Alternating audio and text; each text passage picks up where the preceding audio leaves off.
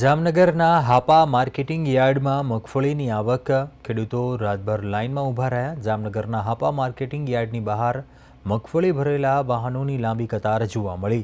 અંદાજિત 200થી વધુ tractor tempo મગફળીનો જથ્થો લઈને યાર્ડમાં એન્ટ્રી માટે રાહ જોઈ રહ્યા હતા।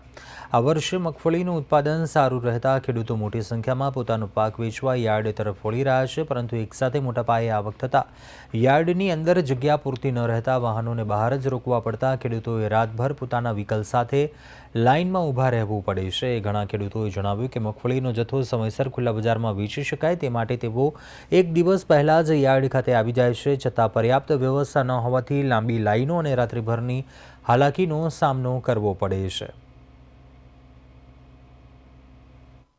सर हूँ ट्रेक्टर लईने आव्यो छुं। 8 वाग्यानो आव्यो, हजी मारो वारो आव्यो नथी अने कदाच आमां वारो ना आवे तो हजी मारे 8 दिवस पछी आववुं पड़े एम छे, कारण के आ मगफળી 8 दिवसमां एकवार ज लीए छे એટલે અમારે હું આવી રીતના હેરાન જ થવાનું।